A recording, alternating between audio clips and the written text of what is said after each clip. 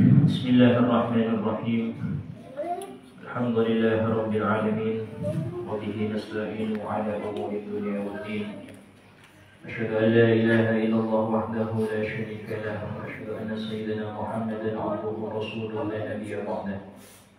Allahumma shalli wa sallim wa barik wa karrim wa 'azzim wa majid ala habibina wa syafiina wa qurrati a'yunina Muhammadin wa ala alihi wa sahbihi ajma'in. Subhanaka la ilma lana illa ma 'allamtana innaka antal 'alimul hakim. Rabbi shrah li sadri wa yassir li amri wahlul 'uqdatam min lisani yafqahu qawli bijahin nabi wa alihi. Qala Allah ta'ala wa qul rabbi zidni 'ilma. Wa qala Rasulullah sallallahu alaihi wasallam talabul ilmi fardhatun 'ala kulli muslim. Alhamdulillah, segala puji bagi Allah Subhanahu wa taala yang senantiasa memberikan kepada kita nikmat-nikmatnya, khususnya nikmat-nikmat Islam serta nikmat hidayah dan taufiknya, sehingga kita bersama-sama di dalam majelis mulia ini dikumpulkan oleh Allah untuk mendapatkan kebahagiaan dunia akhirat.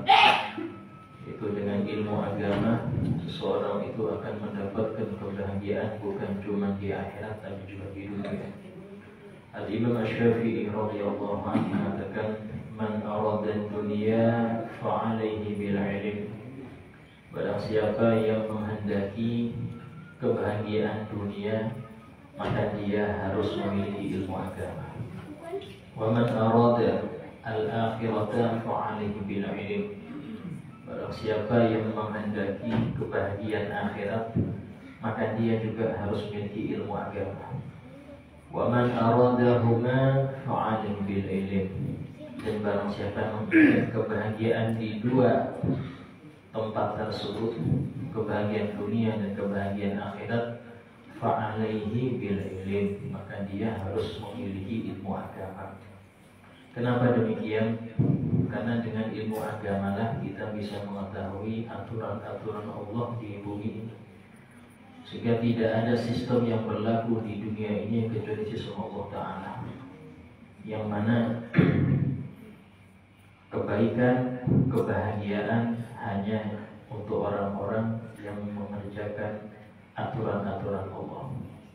Kesengsaraan, kesialan hanya diberikan kepada orang-orang yang meninggalkan aturan Allah. Sehingga dalam hal ini kebahagiaan dunia, kebahagiaan akhirat hanya bisa diraih dengan ilmu syariat, ilmu Nabi Muhammad SAW. Alhamdulillah, masih kita di dalam sunnah-sunnah sholat, ya. Yang mana telah lalu kita telah membahas sunnah-sunnah ketika rukuk, ya. Nah, sekarang kita akan membahas sunnah-sunnah ketika i'tidal. Dan kemarin sempat kita bahas di akhir tentang i'tidal itu, tapi tidak apa-apa untuk kita ulangin lagi, ya. Di antaranya adalah sunnah ketika i'tidal. Sebelum saya membahas sunnah, kita membahas syaratnya dulu. I'tidal ini rukun, pemisah antara rukuk dan sujud. Karena itulah i'tidal ini ada syarat-syaratnya. Di antara syarat i'tidal adalah sahnya rukun-rukun sebelumnya. Artinya sebelum orang itu melakukan i'tidal, dia harus yakin rukun-rukun sebelum itu sudah sah. Seumpama ada rukun yang belum sah atau lupa dia kerjakan, maka tidak boleh dia i'tidal, tapi dia harus mengerjakan rukun yang lupa tersebut, ya. Contoh ketika rukuk dia ingat kalau dia belum membaca Fatihah, maka nggak boleh dia i'tidal, tapi dia berdiri dari rukuk untuk membaca Fatihah. Dan rukuknya wajib dia ulang lagi, baru kemudian i'tidal. Terus kemudian syarat selanjutnya, i'tidal ini adalah kembali ke posisi sebelum rukuk. Kalau sebelum rukuk dia berdiri, maka i'tidalnya berdiri. Kalau sebelum rukuk dia duduk, maka i'tidalnya bentuk duduk. Dan yang ketiga, i'tidal ini adalah berdiri tegak. Istilahnya tidak seperti orang yang nanggung, belum tegap langsung sujud kasar. Yang keempat, syaratnya harus tumaninah. Karena seperti yang kita sering sampaikan, rukun-rukun fi'li yang tidak memiliki bacaan wajib, maka harus ada tumaninahnya. Ya, rukun-rukun fi'li, rukun perbuatan yang nggak punya bacaan wajib di dalamnya, maka harus ada tumaninah. Seperti apa aja? I'tidal, rukuk, sujud, duduk antara dua sujud. Nah, ini 4 rukun ini nggak ada bacaan wajib, sehingga harus ada tumaninah. Beda dengan berdiri bagi yang mampu, ada bacaan wajib Fatihah, itu sudah melebihi tumaninah. Atau duduk tasyahud akhir, ada tahiyat yang wajib dia baca, sehingga nggak perlu lagi tumaninah karena sudah melebihi tumaninah. Nah, kemudian kita membahas tentang sunnah-sunnah. Sunnahnya yaitu pertama adalah dia membaca sami Allahu liman hamidah. Ya, ini beda dengan perbedaan yang lain. Pindah yang lain pakai takbir. Tapi kalau untuk i'tidal itu baca sami Allahu liman hamidah dalam keadaan dia mengangkat tangannya. Ya. Jadi mengangkat kedua tangan ketika i'tidal. Kemudian sunnah selanjutnya, mengangkat kedua tangan itu berbarengan dengan permulaan dia mengangkat kepala dari rukuk. Pas rukuk, sami Allah, mulai ngangkat itu ketika dia mulai berdiri.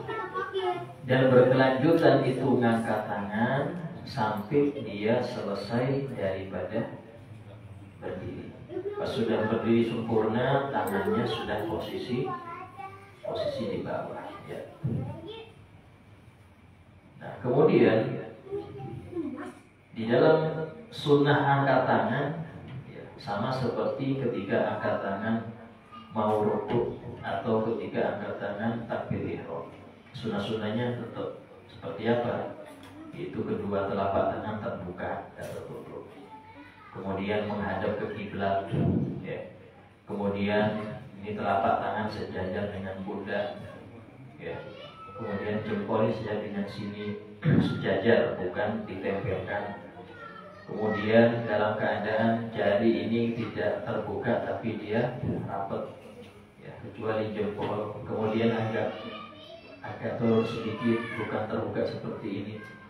Nah, itu sunnah-sunnah ketika angkat tangan waktu takbir ihram, juga sama sunnah-sunnah angkat tangan ketika tidak sama. Kemudian alla yalsaqahuma bi jambahi ba'da isalihima, tidak menempelkan kedua tangan di kedua sisinya setelah dilepas, bukan nempel gini, ya biasa, ya. Nah, bukan gini juga, dilepas ini bukan ditempel, intinya itu dibiarlah lepas, ya. Itu sunnah. Kemudian membaca sami Allahu liman hamidah, dan ini disunahkan untuk imam, makmum atau yang sholat sendirian. Adapun imam disunahkan mengeraskan, ya, sami Allahu liman hamidah, itu sunnah mengeraskan. Nah, ketika sudah berdiri tegak, membaca Rabbana lakal hamdu mil as-samawati wa mil al-ard wa mil ma syi'ta min syai'in ba'd. Untuk orang yang selain makmum, imam dan orang sholat sendirian, untuk menambah Rabbana lakal hamdu hamdan katsiran thayyiban mubarakan fi. Untuk selain makmum, kalau makmum cukup Rabbana lakal hamdu bil as-samawat wa bil al-ard wa bil amashita min syai'in ba'd. Untuk imam dan sendirian tambahi hamdan katsiran thayyiban mubarakan fi. Kemudian boleh dan dianjurkan menambah pujian-pujian kepada Allah Ta'ala. Ya. Contoh baca ini yang dari Nabi, ahlus sana wal majd ahaqqu ma qala al-'abd wa kulluna laka 'abd la mani'a lima a'tayt wa la mu'ti lima mana'ta wa la radda lima qadayt wa la yanfudhu al-jaddi minka al-jadd. Ini juga bacaan waktu ibtidah. Nah, kemudian untuk membaca itu sunnah pelan. Imam pun pelan bacanya, bukan keras. Yang keras cuma baca sami Allahu liman hamidah. Tapi boleh, bahkan disunahkan keras untuk sekedar ngajari. Contoh seorang guru di belakang murid-muridnya itu sesekali dikeraskan Fatihahnya, iftitahnya, ya, atau tasbih sujudnya itu dikeraskan untuk ngasih tahu ini loh, baca juga. Terus apa sih yang dibaca? Ini yang dibaca. Sahabat itu mengerti bacaan sholat dari bacaan Nabi. Dari sini Nabi, ya, sebagai guru untuk sahabat dan sebagai orang tua untuk mereka itu mengajari, mendidik, ngeraskan suara. Cuma sesekali. Artinya kalau sudah dirasa ini murid-murid sudah ngerti bahwasanya bukan baca di hati, ya, dan sudah ngerti bacaan, maka kembali ke sunnah apa itu baca pelan. Itu dianjurkan. Itulah orang tua sesekali itu ada jamaah di rumah. Sesekali itu menghidupkan jamaah di rumah. Ya, tujuannya apa? Mendidik anak sholat. Kalau sampai sumpama bagus juga bawa anak ke musola, ke masjid. Tapi kalau nggak terdidik malah bikin ribut, bisa makruh. Ya, membawa anak kecil yang waktu sholat itu dia nggak ngerti adab, malah bikin gaduh, itu bisa makruh, bahkan bisa haram. Kenapa? Karena bukan malah mendidik mereka sholat, malah mengganggu yang khusyuk jadi gak khusyuk. Tapi kalau di rumah itu bisa terdidik, itu dulu dilatih. Kalau sudah dia itu ngerti adab di masjid, ngerti adab ini, bawa. Kalau 5 waktu, ya, khusus 5 waktu. Karena Nabi SAW pernah bersabda, "Jannibu sibyanakum wa majaninakum masajidakum." Jauhkanlah anak-anak kecil dan orang gila dari masjid-masjid kalian. Kita alasannya pertama nggak ngerti najis. Mereka nggak ngerti najis, ya. Tahu-tahu kakinya kena apa langsung aja masuk masjid. Orang gila mana ngerti, anak kecil juga sama. Ya. Nah, yang kedua, kalau mengganggu sholat. Terus yang ketiga, bikin gaduh. Cuman kalau seumpama sesekali aja nggak apa-apa. Ya namanya juga anak-anak, bukan waktu sholat, ya. Waktu sering antusiasnya santai, mereka lari-lari, ya sesekali. Tapi kalau waktu sholat nggak boleh. Kenapa? Karena kekhusyuan sholat itu maslahat bersama. Ya, kadang-kadang ada orang, ini kalau saya nggak bawa anak, Ustaz, saya sendirian di rumah. Saya sendirian, sehingga saya harus bawa anak. Kalau saya berjamaah harus bawa. Nah sekarang kepentingan Anda berjamaah itu pribadi Anda. Sementara kepentingan jamaah ini khusyuk, kepentingan orang banyak. Nah tinggal mana yang Anda dahulukan? Kepentingan Anda pribadi tanpa memandang orang-orang ini khusyuk apa enggak, yang penting saya bawa anak.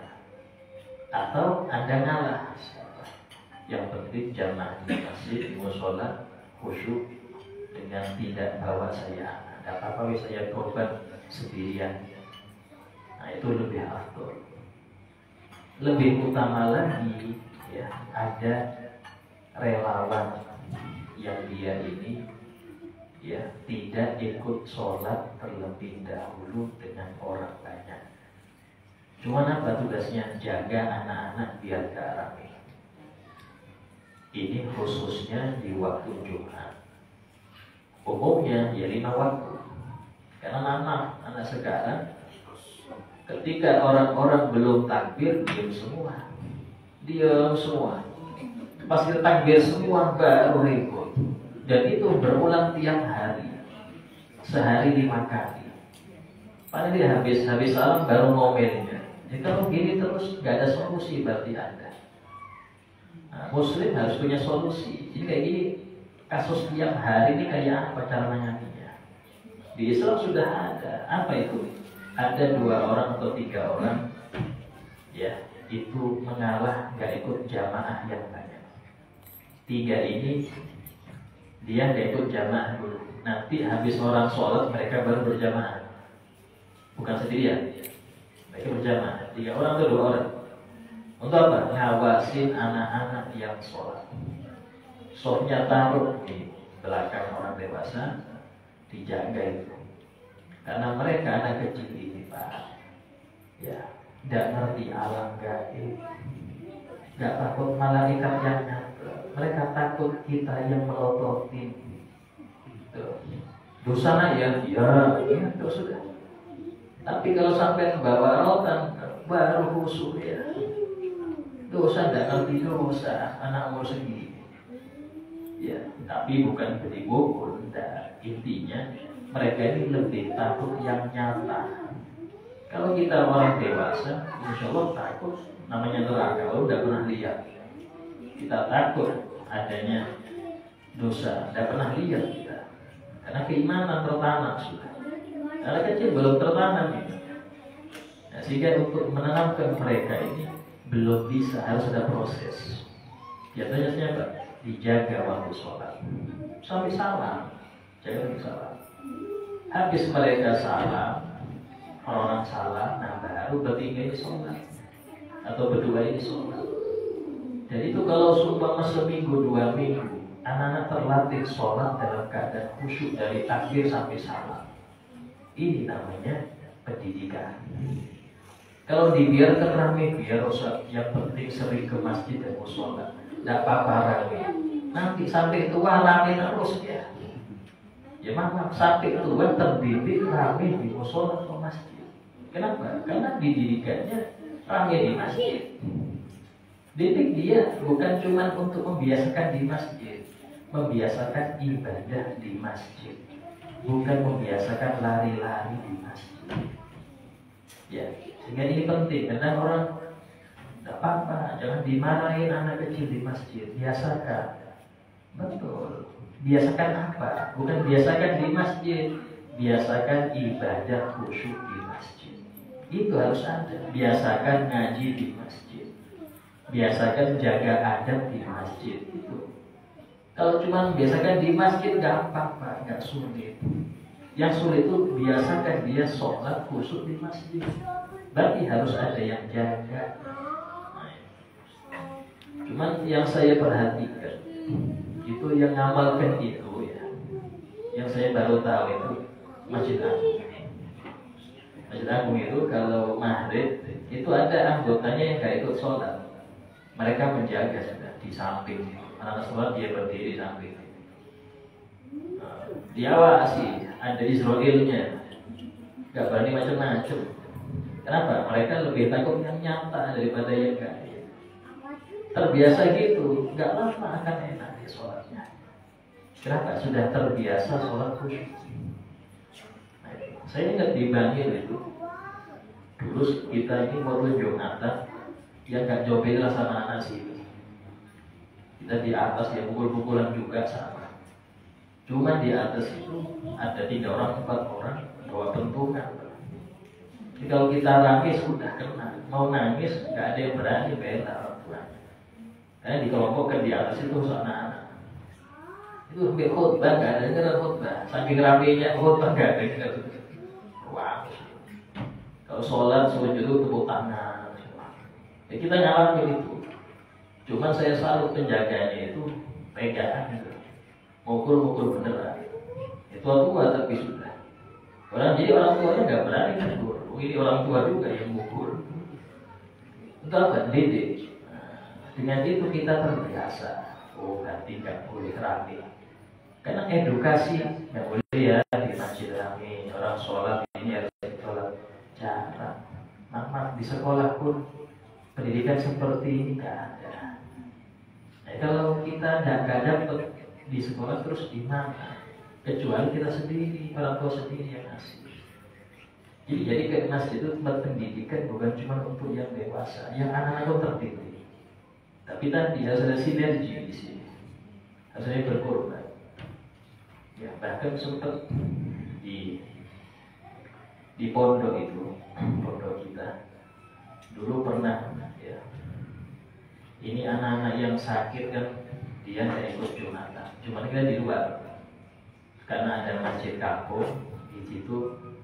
Jadi kita kalau Jumatan keluar dari pondok. Yang sakit ini karena sakit nggak ya ikut. Cuman beberapa Jumat banyak laporan barang hilang. Laporan barang hilang. Yang dituduh siapa? Banyak masjid semua, kecuali yang sakit. Kayaknya kata pimpinan harus ada 2 ustadz yang tidak ikut Jumatan, jaga pondok untuk keamanan yang lain dan tidak dosa. Kenapa? Karena ini termasuk darurat. Ini sholat zuhur, kita sholat zuhur. Jadi yang sakit karena ada yang jaga, diem aja dia dirajam. Jadi itu bisa kita praktekkan selama banyak laporan sandal hilang, ya. Atau sandal berangkat kulit pulang jepit. Nah, ini daripada gitu ada penjaga khusus. Dia tidak ikut sholat tapi jaga keamanan orang-orang yang Jumatan biar tenang Jumatannya. Ada yang nggak ikut Jumatan, tapi nanti mereka sholat Jumat, sholat zuhur. Hanya saja jangan orang ini ya, kasihan dia nggak pernah Jumatan. Di rolling sebulan sekali jatahnya. Dari orang 20, oh berarti apa 1 Jumat 3 orang sobat, 3 orang 2 bulan sekali dapat jatah. Nah seperti itu enak ya. Dan Islam pasti punya solusi. Saya dapat ada masjid tiap khutbah ya. Yang baik itu ya anak-anak jangan rame ya, tiap khutbah, tiap Jumat. Tapi ya tiap rame terus. Penyakit apa? Solusi nggak ada. Dia cuma yang penting gerak usah bukan gerak. Ini harus dipakai. Solusi harus ada. Dan solusi itulah yang ini dulu untuk berkembang. Kayak apa ya? Nah, dan berkembang ini ada Islam sudah ngasih caranya. Jadi nggak ada jalan buntu untuk muslim. Muslim ini nggak ada jalan buntu. Selama kebaikan pasti ada solusi. Sehingga dalam hal ini, ya, saya kasih contoh tadi untuk ngatur anak-anak seperti itu. Ya. Nah, kemudian setelah membaca di sini ada al-qunut fi sujud. Kalau kemarin sudah kita bahas masalah qunut, ya. Sehingga dalam hal ini qunut ini masuk sunnah yang al-am. Ya. Nah, kemudian setelah itu di antara sunnah-sunnah qunut, saya bahas sunnah-sunnah qunut. Qunut itu sunnah. Ada sunnah-sunnah qunut. Di antaranya apa? Untuk imam, ya, itu menjamakkan lafaznya. Bahkan dalam kitab yang lain, walaupun sendirian, sunnah menjamakkan Allahumma hdina fi man hadayt. Sendirian itu tetap sunnah jamak. Kemudian mengangkat tangan, 3 doa. Ya, angkat tangan ini itu dalilnya sangat kuat, mutawatir ya. Jadi doa angkat tangan itu sangat dianjurkan. Kemudian tangan itu masyhufah, tersingkat gitu. Ya, dan hendaknya batna kafai ini telapak ini menghadap ke langit. Ya, doa seperti ini. Dan memandang kedua tangan ketika doa. Pas kalau tangan itu tempel gini, Anda mandangnya ke tangan. Kalau Anda doa seperti ini, mandanya tempat sujud. Ya. Kalau tangan ditempelkan, pandangan ke telapak tangan. Kalau doanya Anda model gini, maka pandangan ke tempat sujud. Kemudian sunnah untuk qunut menempelkan kedua tangan. Sunnah. Walaupun di dalam doa secara umum boleh sini, boleh gini. Bahkan Nabi kalau berdoa habis wudu beliau gini, sampai kelihatan kedua putihnya kedua ketiak beliau. Artinya nggak gini. Kalau kelihatan berarti ya gini. Ya, itu doa posisi angkat tangan waktu habis wudu. Kemudian ketika bacaan waqina syarra ma qadait, ya Allah selamatkanlah kami, jagalah kami dari buruknya ketentuan-Mu. Itu dianjurkan jadi sunnah. Karena doa-doa tolak bala yang isinya tolak bala, Allah mafa'anal wala wal waba wal zina wal zina, itu ini sunnah. Nah, kalau yang diminta rahmat, ya, hanya saja kalau sebagian ulama tetap gini walaupun isinya tolak bala. Kemudian imam mengeraskan qunutnya. Sunnah imam itu mengeraskan qunut. Untuk apa? Diaminkan oleh makmum. Ya. Tapi kerasnya qunut di bawah kerasnya baca surat. Artinya suaranya itu di bawah volume baca surat. Itu sunnah. Kemudian sunnah makmum mengaminkan doanya imam. Sunnah. Amin, baca amin sunnah. Bukan diam saja. Ya, kadang-kadang orang diam saja, gak dapat pahala sunnah. Ya. Kemudian mengaminkan sholawat Wassallallahu ala sayyidina Muhammadin, itu makmum baca amin. Ya. Yang paling sempurna dia mengumpulkan antara amin dan sholawat juga. Pas imam sholawat dia ikut sholawat. Pas imam sholawat dia ikut sholawat.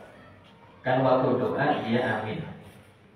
Waktu pujian fa innaka taqdi wa la yuqda alaik, itu imam suaranya dipelankan dan makmum ikut baca. Baru Sallallahu alaihi wasallam Muhammad itu membaringin dan dia mengaminkan. Boleh makmum gak baca sholawat cukup aminkan, boleh. Tapi yang afdol dia membaca sholawat juga dan mengaminkan sholawatnya di ya.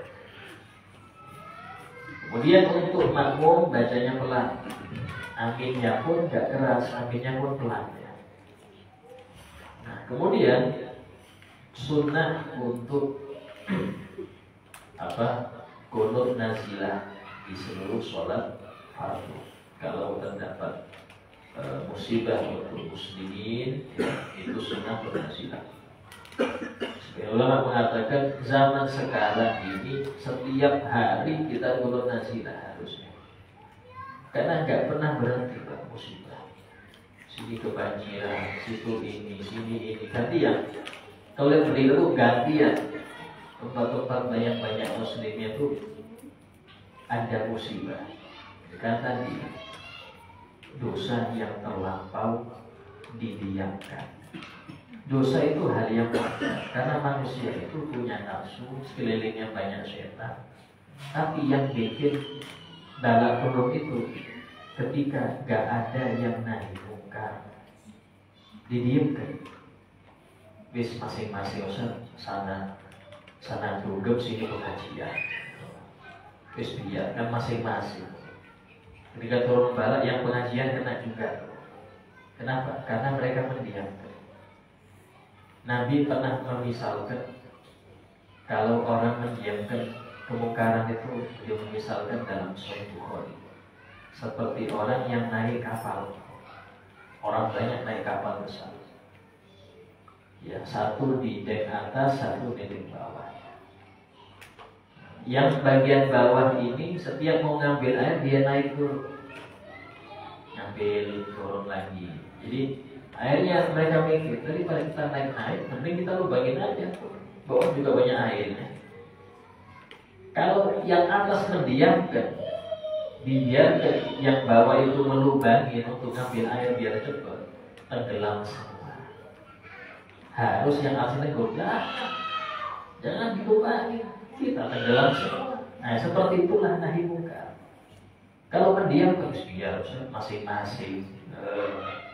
masing-masing aja. Akhirnya dia turun bala, gak cuma diskotik yang kena, masjid juga kena, majelis taklim juga kena kalau sudah bala turun.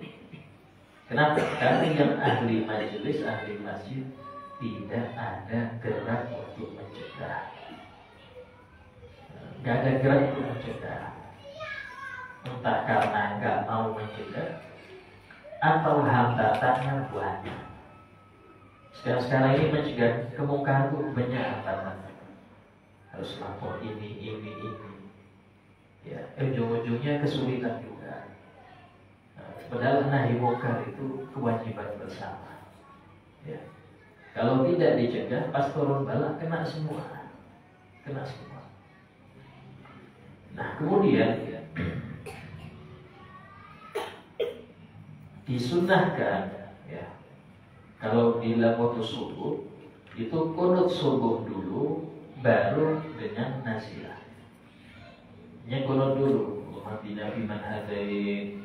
Sampai ini baru Allah mansur man nasuruddin, karena dilihat sekarang Palestina perang, ya. Kita doa untuk bagaimana umat Islam menang. Jadi digabung untuk hari-hari ini tuh kunut subuh itu jangan cuma kunut subuh aja, kasih tambahin nazilah.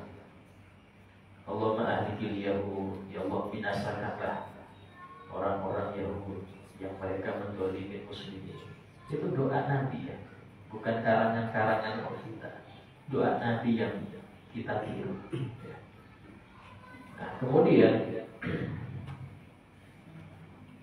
disebutkan di sini an yukabbiru lil infiqat ila sujud. Nah, baru sunnah berikutnya bertakbir untuk berpindah posisi ke sujud. Sekarang kita bahas masalah sujud. Sujud ini, sebelum saya membahas masalah sunnah, ada syarat sujudnya. Pertama adalah sahnya rukun-rukun yang sebelumnya. Kenapa sih harus ada sahnya rukun sebelumnya? Karena termasuk rukun tertib berurutan. Jadi kalau 1, 2, 3, 5 gak boleh, 4 dulu baru 5.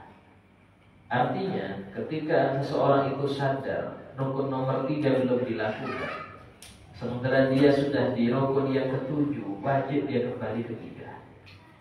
Habis 3 harus ngulang lagi 4-nya, 5-nya, 6-nya, baru 7.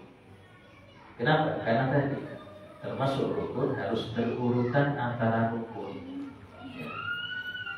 Nah, jadi yang sini yang kedua, ya, itu dia harus menunduk. Nunduknya ini murni karena sujud.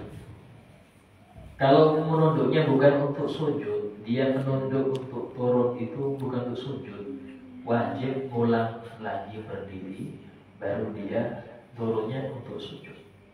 Contoh, waktu dia berdiri dari rukuk ke i'tidal, kopiahnya jatuh. Si i'tidal dia niat ngambil kopiah, sekalian aja sujud, kan sudah i'tidal tadi, nggak boleh. Kenapa? Karena dia turunnya bukan niat sujud, dia niat ngambil kopiah. Maka dia wajib berdiri lagi dan turun lagi niat murni untuk sujud. Syarat ketiga, harus menempel 7 anggota sujud. Dahi, kedua telapak tangan, kedua lutut, dan kedua jari-jari kaki, perut jari-jari kaki. Walaupun cuma 1 jari, jempol aja. Walaupun gak boleh punggungnya, gak sah, harus perutnya. Sering saya lihat orang sujud gini aja, gak sah. Ada yang gini modelnya, gak sah. Lalu ngangkat lagi, gak sah lagi. Harus nempel 7, dan yang sering luput orang itu perut jari kaki. Kemudian yang keempat, ya, harus dahi tersikap. Tidak ada sesuatu yang mencegah nempelnya dahi dengan permukaan dalam. Seperti apa? Rambut, kopiah, ya, kopiah itu model-model gini gak sah. Kenapa? Karena sujudnya tidak tersikap. Yang wajib tersikap cuma dahi. Anda pakai sarung tangan, pakai kaos kaki tetap sah. Cuman nggak sunnah, nggak dapat sunnah. Ya, ini kalau perempuan ya wajib semua bro. Kalau laki-laki ya dahi itu hanya wajib, yang lain boleh tersikap. Bahkan sunnah tersikap kalau laki-laki. Nah, terus kemudian yang keempat harus menekan sini. Menekan di sini sekiranya kalau ada kapas, kapasnya kempes, bukan terlalu ditekan. Ya Islam tidak terlalu keras dalam masalah ibadah, nggak keras. Intinya itu jangan sampai ngawang, menahan ini jangan sampai nempel, jangan. Nempel sekiranya kalau ada kapas kempes. Syarat selanjutnya bagian pinggul harus lebih tinggi daripada kepala. Sujud diundak-undakan gak sah karena dia sejajar. Ya, harus pinggul lebih tinggi daripada kepala. Terus kemudian harus ada tumakninah. Harus ada tumakninah. Terus kemudian tidak boleh sujud di atas sesuatu yang bergerak dengan gerakannya. Contoh dia pakai ridanya. Rida itu yang taruh di sini ya, rida. Pas sujud ridanya itu dahi. Nah, ini sah dengan syarat ridanya harus dilepas, jangan dipakai lagi. Kalau dia pakai lagi, wajib dia singkirkan ridanya dan dia sujud tanpa di atas rida. Sama dengan ibu-ibu nih, khususnya yang pakai mukena utusan. Yang bukan utusan itu kalau sujud begini kerja. Sujud di atas mukena gak sah sujudnya. Kenapa? Karena mukenanya gak nyambung dengan bawah. Gak nyambung dengan bawah. Sehingga dia sujud di atas sesuatu yang bergerak dengan gerakannya. Nah di sini itu kalau pakai yang utusan. Ya. Nah, sehingga harus berhati-hati dalam hal tersebut. Makanya sorban ya, sorban kalau terlalu nutupin jidat bisa nggak sah. Karena sebenarnya di sorban bukan dahi yang nempel, di sorbannya yang nempel. Ini nggak sah. Ya. Itu yang syaratnya. Sunnahnya, sekarang sunnahnya, yaitu dia bertakbir tanpa angkat tangan. Ya, takbir tanpa angkat tangan. Dan takbir itu dimulai ketika dia mulai turun. Allah mulai turun. Berhenti takbir ketika posisi sujud sempurna. Ya. Nah kemudian imam sunnah mengeraskan suara dengan takbir, sunnahnya. Kemudian disunahkan juga makmum, ya, itu sujudnya makmum itu setelah imam meletakkan jidatnya di tanah. Kalau sudah imam sudah baru dia turun. Ya, taruh dia turun. Itu sunnahnya. Kemudian sunnah menempelkan hidung juga. Sunnah hidung juga nempel. Tidak wajib ya. Tapi mazhab Maliki wajib. Imam Syafi'i tidak wajib hidung. Yang penting jidatnya saja. Terus kemudian an yakuna masyufan, jidat itu harus tersingkap. Hidung ini tersingkap sunnahnya. Orang sholat pakai masker sah, tapi tidak bersunnah karena sunnahnya kecuali hajat. Kalau ada hajat, dia flu, dia ini silahkan. Sholat bercanda Ustaz, nggak apa-apa, sah, sujudnya sah. Yang penting jidat tersingkap. Tapi dia nggak bersunah karena ini tertutup cadar, ya nggak bersunah. Sunahnya hidungnya itu tersingkap. Kemudian meletakkan hidung berbarengan dengan meletakkan jidat itu sunahnya. Ya. Kemudian di antara sunahnya harus memperhatikan urutan. Itu apa? Lutut dulu yang turun ya. Lutut baru sunah telapak tangan, baru jidat bareng sama hidung. Itu kalau turunnya, itu sunah. Mulutnya sunah. Kemudian kedua tangan sunah tersingkap, artinya nggak tertutup oleh sarung tangan. Sunnah tersingkap. Boleh sarung tangan, boleh, nggak batal. Tapi sunnah tersingkap. Kemudian tidak meletakkan apa ini? Sikunya nempel di tanah, bahkan makruh. Ya, ini harus terangkat. Di sebagian orang ini sujudnya nempel semua, nah, ini makruh. Ya, bahkan dalam hadis maaf kayak duduknya seekor anjing, itu makruh. Sah sujud tapi makruh. Ya. Sunnahnya itu nggak demikian. Untuk laki-laki, ya sunnah menjauhkan kedua sikunya dari lambungnya. Sunnah untuk laki-laki. Nah, untuk perempuan bahkan memasukkan, menempel untuk perempuan.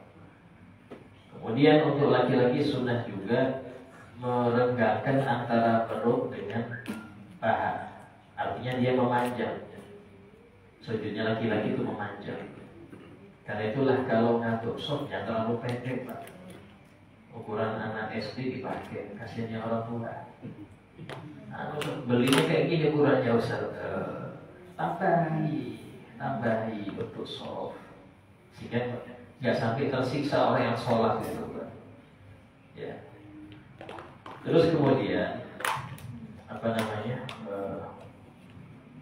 An yakula fi sujud subhanallah a'la. Jadi membaca di suatu sujud itu subhana rabbiyal a'la wa bihamdi. Sunnahnya lagi 3 kali lebih utama. Ya. Bahkan untuk orang yang sholat sendirian atau untuk imam boleh nambah sampai 5, 7, atau 9, atau 11 yang ganjil. Dengan syarat makmumnya ridho. Kalau makmumnya itu macam-macam majemuk, jangan terlalu lama. Bahkan untuk doa pun imam tidak dianjurkan terlalu lama. Karena bisa jadi ada yang flu, ya, flu sujud kasihan, kesiksa dia. Sehingga kalau mau doa, imam mau doa, nanti aja ke sholat sunnah. Untuk jadi imam jangan panjang-panjang sujudnya. Karena kadang sebagian makmum jengkel, ini kapan berdiri ya, sudah lebih lama betul sujudnya. Kan dumel malah dia. Jangan. Jadi yang salah bukan makmumnya, imamnya kurang bijaksana. Kemudian selain baca tasbih, sunnah baca subhanaka rabbana wa bihamdika Allahumma as'aluka an taghfira li sajada wajhihi lilladzi khalaqahu wa sawwarahu wa syaqqa sam'ahu wa basarahu bihaulihi wa quwwatihi fatabarakallahu ahsanul khaliqin. Ini walaupun bacaan sujud saja dan biasanya, tapi untuk sujud keseharian itu tetap sunnah. Ya. Nah, kemudian di antaranya yaitu memperbanyak doa, ya, untuk orang sholat sendirian atau imam dengan syarat makmumnya ridho. Arti dari sini murid sendiri memang dilatih untuk sholat lama, tidak apa-apa. Atau orang tua melatih anak-anaknya sujud lama, silahkan. Tapi kalau di musola atau di masjid jangan panjang-panjang. Ya, jangan panjang-panjang. Kemudian sunnahnya juga memisah antara 2 telapak kaki. Ya, posisi ketika berdiri sunnah sejengkal, Ketika sujud juga sunnah sejengkal, bukan nempel. Terus sujud juga sejengkal sunnahnya. Ya. Kemudian sama lutut juga sama dipisah, sejengkal juga lutut itu. Kemudian disunahkan meletakkan kedua telapak tangan sejajar dengan pundak. Artinya bukan kayak gini, bukan kayak gini, tapi pas. Kalau pundak ini jatuh mengenai telapak tangan. Ya. Kemudian menekan di telapak tangannya. Artinya menumpunya itu di sini, bukan di jidat. Kadang ada orang tangannya nggak terlalu nempel, ini yang dikeraskan. Tapi ini yang ditekan, tumpunya di sini. Ya. Kemudian merapatkan jari-jari tangan, ya, merapatkan. Nah, ya. Kemudian mansyurotan, terbuka, bukan kayak gini. Ya. Kemudian ke arah kiblat, bukan seperti ini atau gini, ke arah kiblat. Ya. Kemudian untuk laki-laki disunahkan kedua telapak kaki tersingkap, artinya nggak pakai kaos kaki. Nggak apa-apa kaos kaki, tapi sunnahnya nggak pakai kaos kaki sholatnya. Kemudian al-iktimat ala butin asbil qadamain, ditekan perut jari kaki ditekan. Ya. Dan disunahkan juga membuka kedua mata ketika sujud, bukan pejam, tapi buka kedua mata. Ya. Kemudian disunahkan untuk imam di sujud kedua untuk menunggu orang yang terlambat Fatihah. Karena memang orang yang terlambat Fatihah gara-gara dia lupa belum Fatihah, itu kan tidak boleh ikut imam. Dia harus lanjut Fatihahnya. Sampai kapan? Sampai imam sujud kedua. Nah, sujud kedua itu imam sunnah menunggu dia. Kalau memang tahu ini belum gerak, sunnah menunggu agar dia bisa nututin imam di rukuk kedua.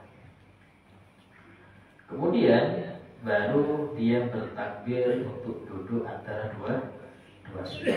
Ya. Insyaallah akan kita bahas sunnah-sunnah di dua sujud. Ini sudah hampir 40-an sunnah, 50. Ini saya buka-buka kitab, nemu kitab judulnya 500 sunnah dalam sholat. Ini saya ambil mulai nomor 200 sampai 50. Dimulai awal ini sampai nanti salam 500, Pak. Masya Allah, sampai kalau ngerti ini bisa khusus sholatnya. 500 sunnah dalam sholat. Ya. Karangan Habib Sa'ad Al-Idrus, termasuk gurunya Habib Umar bin Habib. Baru meninggal, ada 5 tahun, 6 tahun. Ya, baru meninggal. Nah, ada pertanyaan bagi yang belum paham, silakan. Ya. Assalamualaikum warahmatullahi wabarakatuh. Assalamualaikum. Untuk mendapatkan satu rakaat itu atasnya yaitu ikuti ruku imam. Nah, batas ruku imam ini yang seperti apa sehingga habis waktu satu rakaat? Misalnya apakah dia saat mengucapkan sami Allahu liman hamidah itu habis ruku pertama, atau mungkin saat pertama dia baru mengucapkan sami Allah sudah habis, atau pas dia berdiri dari ruku. Pertama. Yang kedua, saat sujud apakah kaki itu dirapatkan atau dilenggangkan saat sujud? Yang tadinya perut dan kaki yang menempel itu saja. Nah, itu jadinya posisi rapat atau direnggangkan. Kemudian yang ketiga, mungkin ini saran aja, kalau misalnya diperkenankan, mengingat banyaknya mungkin perbedaan kita lihat gerakan-gerakan sholat atau mungkin bahkan kebiasaan gerakan yang kita laksanakan berbeda setelah ada pencerahan. Sarannya kita langsung praktek mungkin itu. Terima kasih. Ya. Yang pertama tadi, jadi ada kaidah idrakul ruku, idrakul rakaat. Dalam masalah berjamaah khususnya, itu kapanpun makmum mendapati ruku bersama imam dan tumaninahnya, maka dia dianggap mendapat rakaat, walaupun nggak sempat Fatihah. Yang penting dapat ruku dan tumaninah. Kebalikannya, makmum yang nggak mendapat ruku bareng imam dan tumaninah, ya, ruku dan tumaninah nggak dapat, maka nggak dapat rakaat, walaupun dapat Fatihah. Yang pertama saya kasih contoh. Imam sudah baca surat Anas sampai minal jinnati wan nas, Anda baru datang nih, takbir Allahu Akbar. Imam langsung rukuk, Anda takbir Allahu Akbar, dapat satu rakaat. Yang penting Anda dapat rukuk bareng imam. Yogi Allahu Akbar, Anda rukuk juga, dapat tumaninahnya, walaupun nggak dapat Fatihah. Tapi yang nggak mendapat rukuk bareng imam nggak mendapat rakaat, walaupun ikut dari awal. Dia imam Fatihah sudah takbir dia. Nah, imam baca surat dia Fatihah. Imam ruku dia lambat. Waktu dia ruku imam ditinggal, nggak dapat rakaat. Wajib nambah satu rakaat lagi setelah imam salam. Karena patokan rakaat itu ketika dia dapat ruku atau enggak. Karena itulah imam harus bijak. Kalau lihat ada orang tua sepuh yang encoh-encohan sudah itu, mau ruku agak sulit, nah itu diperlama rukunya agar yang orang tua ini bisa ruku bareng imam dan dapat tumaninah, sehingga dia dapat rakaat. Banyak orang saya perhatikan orang tua-tua itu nggak dapat ruku, imam salam ikut salam, padahal harus nambah rakaat. Yang repot lagi, sholat isya 4 rakaat semuanya ketinggalan semua. Jadi sholatnya 8 rakaat ya. 4 sebelum salam, 4 setelah salam imam. Tapi tadi ini ilmu jarak yang tahu. Ya. Nah, jadi tumaninah dan rukuk dan tumaninahnya. Kalau hanya gini nggak dapat. Atau gini belum tumaninah, ini sudah tidak dapat. Harus ada tumaninah. Itu baca subhanallah minimal. Baru dia dapat rakaat. Terus yang kedua, tadi saya terangkan bahwasanya kaki juga harus renggang satu jengkalnya. Jadi kedua telapak kaki, kedua lutut itu sejengkal. Ya, paha juga sama sejengkal. Itu sunnahnya. Sama dengan posisi waktu berdiri juga kaki sejengkal sunnahnya. Ya. Untuk praktek, insya Allah nanti akan kita praktek ya, sambil dibantu dengan beberapa untuk maju juga. Karena untuk berjamaah itu perlu lebih dari 1 orang. Ya. Jika untuk bisa tahu posisi di mana ini harus ada prakteknya. Yang lain? Ya, Pak. Assalamualaikum warahmatullahi wabarakatuh. Waalaikumsalam. Ini menanyakan tentang kurban, bagaimana pembagian daging kurban 1 ekor sapi itu berjumlah 7 orang. Jadi apakah yang 7 orang itu dalam 1 ekor sapi itu berapa bagian yang dapat untuk yang berkurban 7 orang itu? Kemudian sisanya kan bisa dibagikan kepada masyarakat. Terima kasih. Di dalam hal ini Ada kalanya kurban wajib, adanya kurban sunnah. Wajib itu kalau dinadarkan. Saya bernadar tahun ini kurban, maka wajib ya. Kalau sudah wajib, nggak boleh yang berkurban ngambil sedikit pun dari hewan kurban. Mau kepalanya, kulitnya, dagingnya, nggak boleh. Semuanya harus sedekah. Tapi kalau sunnah, ini kebanyakan ada dua pendapat. Pendapat yang pertama, yang berkurban ngambil sedikit, itu ngambil berkah.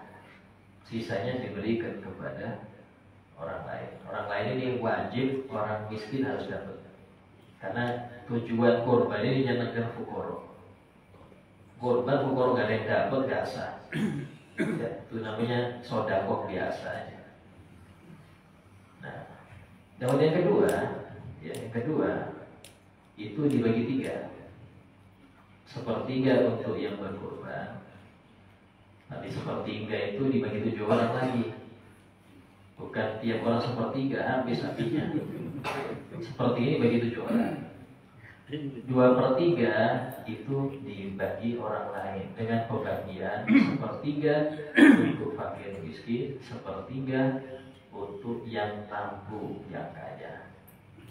Bedanya kalau fakir miskin memiliki, dia boleh menjual. Kalau yang bukan fakir miskin tidak boleh menjual. Karena itu it'am, ngasih makanan, hadiah itu nggak boleh dijual. Ya, dia hanya boleh mengkonsumsi atau ngasih orang. Dijual nggak boleh. Itu perbedaannya. Ya, untuk yang berkorban sepertiganya. Ya. Itu cara membagi di dua cara. Yang lain, salam. Masalah sholat juga kebanyakan kita lihat ini kalau sudah khatib naik ke atas mimbar itu jemaah itu sholat sunat qabliyah atau sunat tahiyat atau apa itu minta penjelasannya. Itu aja Pak. Ya. Jika khatib khutbah tidak boleh ada sholat. Walaupun sholat fardu, qadha subuh, tapi waktu khatib khutbah nggak sah dan haram. Sholat sunnah qabliyah Jumat nggak sah dan haram. Yang boleh cuma satu, tahiyatul masjid. Itu pun bagi yang masuk masjid. Kalau yang di teras nggak ada ke masjid, belum masuk ke masjid. Seumpama masjidnya penuh nih, disediakan terop di luar. Bagi yang nggak dapat tempat di dalam masjid, disediakan terop di luar. Ini waktu khatib khutbah sholat tahiyatul masjid di teras kan boleh, karena dia belum masuk masjid. Dan itu pun bukan sunnah ya. Dalam masjid di sini bukan sunnah, artinya boleh. Karena boleh itulah dia nggak boleh baca sunnah. Gak boleh iftitah, gak boleh tasbih ruku, gak boleh surat habis Fatihah. Dia cuma baca yang wajib baca. Salam selesai, langsung ke jalan khutbah. Berarti afdolnya, yang utama afdolnya langsung duduk, dengarkan khutbah. Ya, bukan sholat, karena sholat itu khawatir nanti dia niat qobliyah Jumat dosa. Banyak gak paham di situ. Adapun bagaimana kalau saya gabung ke tahiyat masjid sama qobliyah Jumat, apakah boleh? Ini masih pembahasan itu. Saya belum pernah dapat pembahasan hukumnya kayak apa ya. Cuma yang pasti bukan sunnah, tapi boleh. Karena dia dalam posisi harus dengar khutbah. Bahkan baca Quran waktu khutbah gak boleh. Tasbihan waktu khutbah gak boleh. Kenapa? Karena ini ibadah dengar. Ibadahnya ada, posisinya sekarang mendengar. Jangankan berzikir. Nah, dibongkar aja waktu orang sholat, waktu orang berkhutbah itu sia-sia. Idza qulta li sahibika yaumal jumu'ati amsi. Jika engkau berkata kepada temanmu sampingmu, ngobrol dia, engkau bilang, diam. Sementara khutbah, engkau sia-sia. Sia-sia. Ngomong diam sia-sia, apalagi yang ngobrol. Ini adalah main gampang untuk khutbah. Nah, ini harus dicegah seperti itu, ya.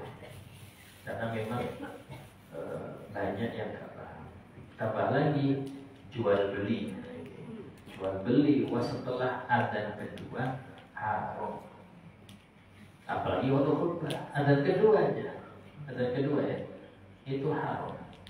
Bukan cuma jual beli, yang sedang ngetik di kantor wajib berhenti, yang sedang gergaji wajib berhenti, sedang panen sawit wajib berhenti.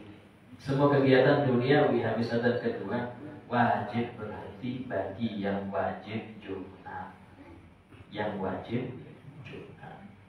Kadang-kadang saya sering lihat khotbah jualan pentol masih banyak. Sambil duduk sambil bawa lidah di sini makan pentol. Komat kata belum habis dulu. Ya Allah. Jadi kewajiban siapa? Satpol PP atau satpam di Masjidil Ramadan.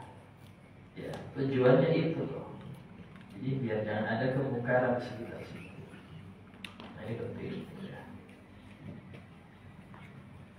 Alhamdulillah ya, insyaallah semoga kita dapat manfaat untuk kita dan semoga bisa kita laksanakan seluruhnya atau paling tidak sebagian besar. Jangan ditinggal seluruhnya karena sedekahnya ilmu itu diamalkan. Apabila min Allah yufidu qulub bisulub yushkuru Allahul qulub wa yabda'u fi kulli mahbub kulli matlub min al-ahwal wal aqwal wal af'al bi jahi qawla ila sayyidina Muhammad sallallahu alaihi wasallam. Al-Fatihah.